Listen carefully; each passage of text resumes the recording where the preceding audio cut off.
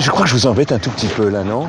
Si comme moi vous avez vécu dans les années 2000, vous n'avez pas pu échapper à cette scène cultissime du film Astérix et Obélix Mission Cléopâtre, réalisé par Alain Chabat.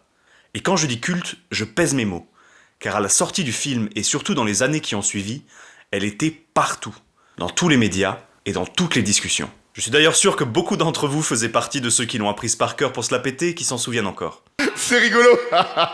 Je ne t'aime pas beaucoup. Malgré le fait que le film soit sorti depuis plus de 20 ans, on retrouve encore des références partout, comme par exemple cette interview du champion de biathlon Martin Fourcade en 2020. Est-ce que c'est une bonne situation de gagner le relais avant les mondiaux? Vous savez, je crois pas qu'il y ait de bonnes ou de mauvaises situations. Mais alors, qu'est-ce qui rend cette scène si iconique? Et surtout, pourquoi c'est drôle? Bien, expliquez-nous, pourquoi est-ce que c'est drôle? Ouais, c'est marrant. C'est l'humour, ça. J'adore rire. Marrant, mais pourquoi? C'est rigolo, ouais. Oui, mais pourquoi c'est drôle? Mais pourquoi c'est drôle, l'humour? Ça vous fait rire, ça? Ah oui, voilà. Là, c'est drôle.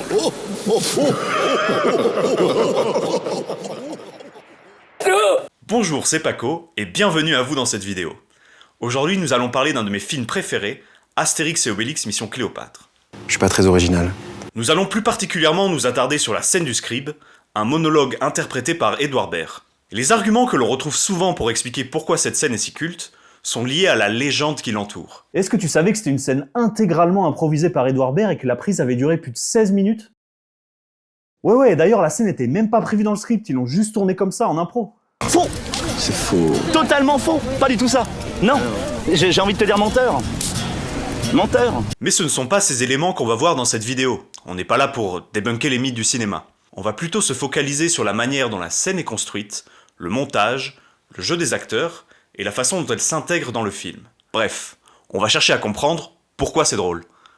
Expliquez. Oui, pourquoi c'est drôle?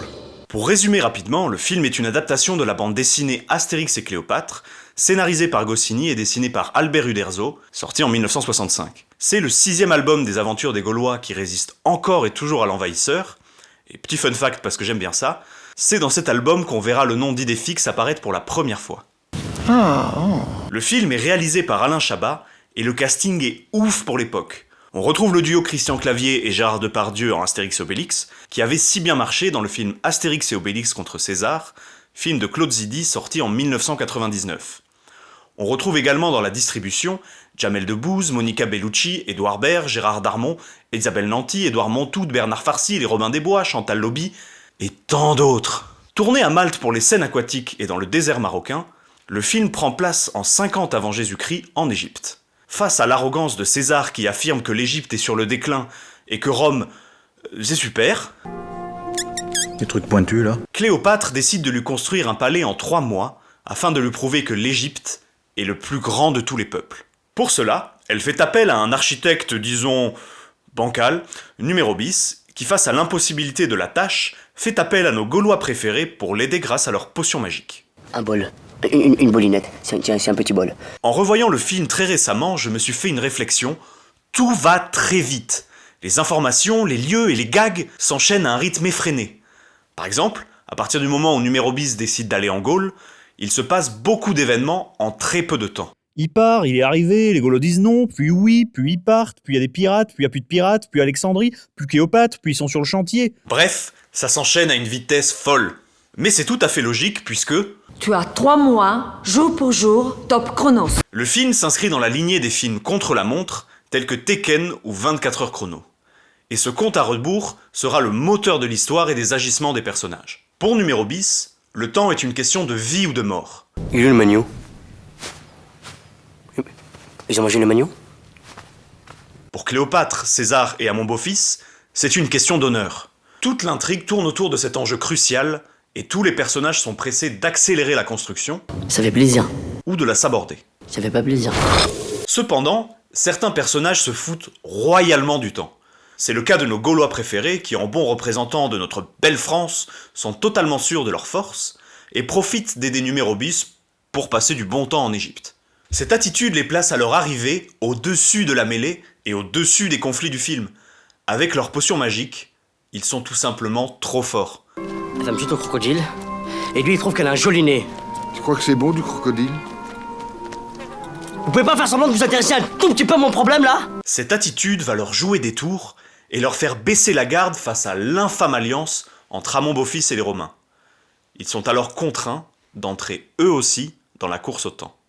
Mais s'il y en a bien qui en a rien à cirer de l'enjeu principal du film, Que j'ai pas autre chose à faire que de battre mes couilles. c'est bien le personnage qui nous intéresse. Il est à la fois le farfelu, l'inventeur de génie et le poète. 3 archétypes de personnages rarement en phase avec les enjeux qui l'entourent. On comprend tout cela lors de la scène d'exposition, où Numéro bis l'envoie balader lui et son invention. Lorsque l'architecte lui expose le fait que si le palais n'est pas prêt à temps, il va tout simplement être aussi mort que le Tamagotchi qui vit enfermé dans ton tiroir depuis 2003, il lui répond ceci. C'est pas bon, ça. Moi, en 3 mois, j'aurais jamais le temps de mettre au point ma machine, moi. Otis, t'as entendu ce que je viens de te dire ou t'as pas entendu ce que je viens de te dire? Au milieu du rythme très soutenu du film, imposé par les enjeux écrasants qui pèsent sur le personnage principal, c'est donc tout à fait logique que ce soit le scribe qui vienne si mémorablement briser tout ça avec une scène beaucoup trop longue. Bon, contrairement à l'idée reçue, la scène était bien prévue dans le script d'Alain Chabat. Il connaissait suffisamment l'immense talent d'improvisateur d'Edouard Baird pour lui laisser libre champ, mais il avait quand même écrit un début et une fin au monologue. C'était donc tout à fait prévu par le réalisateur que ce passage soit dans un tempo complètement contraire au film et aux enjeux de vie ou de mort. Ce qui crée un effet comique. Mais pour autant, est-ce qu'une scène qui brise le rythme de son film est automatiquement comique ? Non. Si. Oh non. Si. Non. Si. Ne vous battez pas, on s'est même pas attaqué à la scène en elle-même. Le point le plus important de la scène est le montage. Le fait de filmer les personnages qui écoutent le discours et qui le fixent avec un regard absolument vide est ce qui va faire toute la saveur de ce passage. Et la cerise sur le gâteau est la fin de la scène. C'est ce goût de l'amour, ce goût donc qui m'a poussé aujourd'hui à entreprendre une construction mécanique, mais demain, qui sait, peut-être simplement à me mettre au service de la communauté, à faire le don de soi. La voix d'Otis qui est hésitante quand il arrive au bout de son monologue et le regard toujours aussi incompréhensif des Gaulois amène cette gêne absolue qui est un délicieux nectar. Ces plans sur ceux qui écoutent le discours ne vont pas de soi. Le réalisateur pourrait décider de garder la caméra sur le personnage qui parle. Là, c'est un choix délibéré qui nous place, à nous, en tant que spectateurs, du côté des Gaulois. On est dans la même équipe. On comprend donc qu'on est parfaitement légitime à trouver le monologue et le personnage hyper bizarres. Et on entre en empathie avec ceux qui, comme nous, le subissent. Ce procédé est à la base de la série The Office de Ricky Gervais et Stephen Merchant. Et on va ici se focaliser sur la version US, développée par Greg Daniels. Pour celles et ceux qui ne l'ont pas déjà vu, bon déjà allez voir parce que c'est génial, et sinon, la série se présente sous la forme d'un mockumentary, à savoir un faux documentaire. Les personnages sont donc conscients qu'ils sont filmés, et la série en joue énormément. Les ressorts humoristiques principaux résident dans le fait d'avoir un personnage qui fait quelque chose d'extrêmement gênant, et les autres qui font des regards extrêmement gênés à la caméra. Le personnage qui incarne le mieux ça est celui de Jim, qui est le plus conscient d'être constamment filmé, et que ses collègues ont un comportement problématique dans un environnement de travail. C'est celui qui a le plus de complicité avec l'équipe technique du faux documentaire, et donc avec le spectateur. Il agit comme une sorte de baromètre de quand ça va trop loin, et l'indique au public.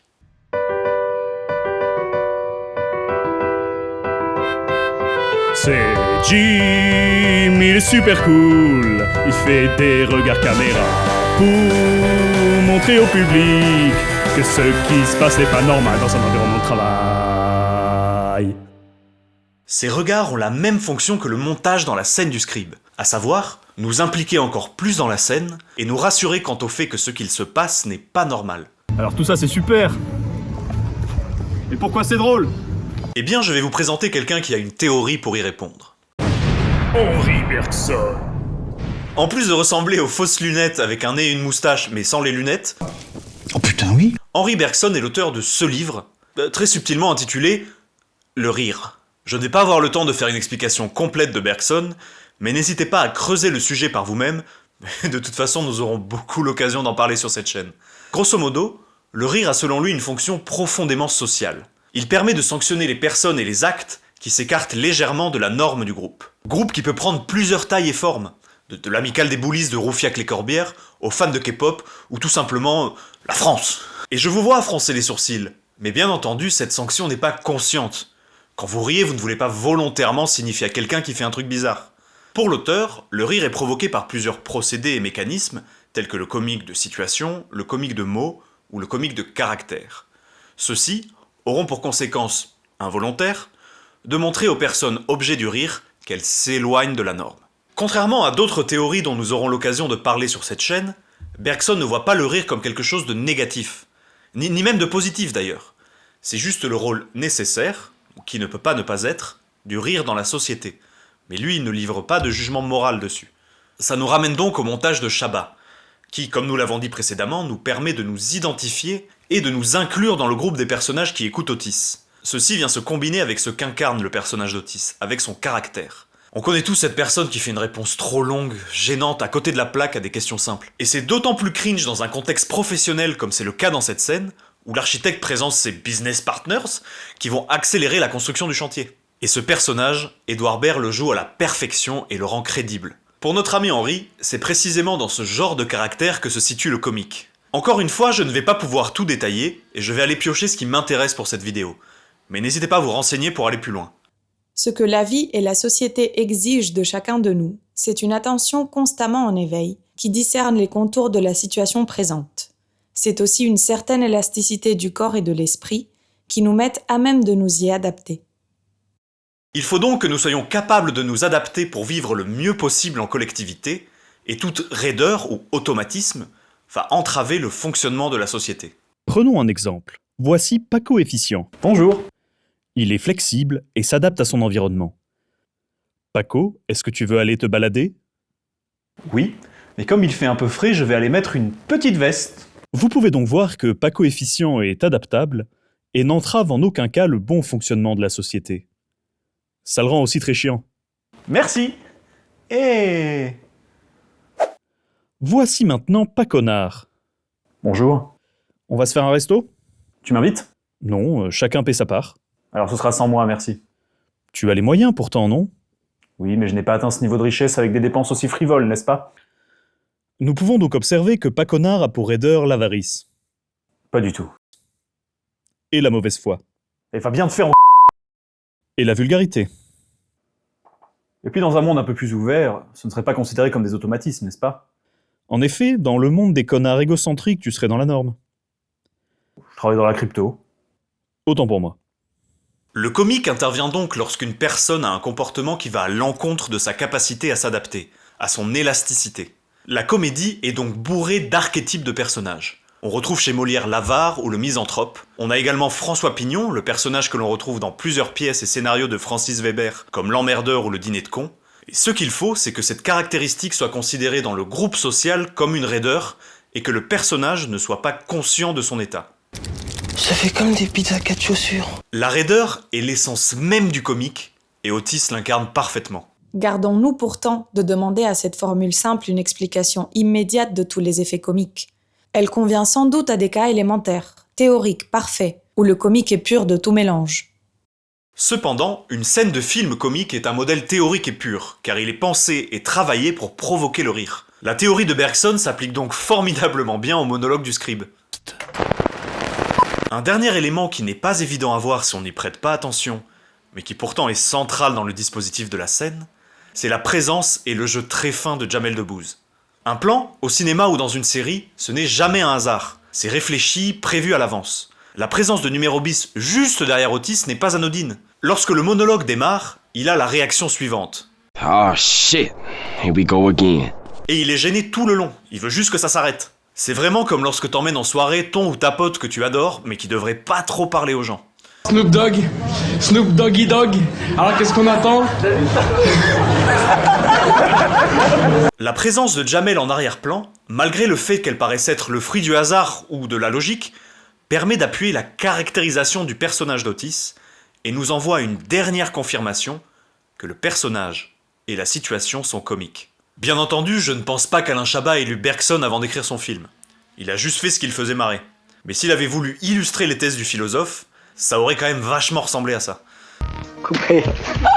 Une scène aussi culte, ce n'est donc pas le fruit du hasard, Et c'est fascinant de voir la précision des moyens mis en place en termes d'écriture, de jeu, de montage, pour arriver à faire de cette scène un monument de la culture populaire française.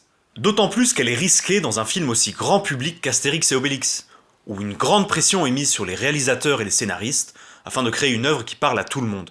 Les producteurs voulaient d'ailleurs retirer la scène car trop longue et inutile dans l'intrigue. Mais c'est un coup de génie d'Alain Chabat d'avoir insisté pour la conserver. Elle apporte une grande diversité et une richesse de procédés humoristiques dans une œuvre déjà formidable, comédie préférée des Français depuis ces dernières années.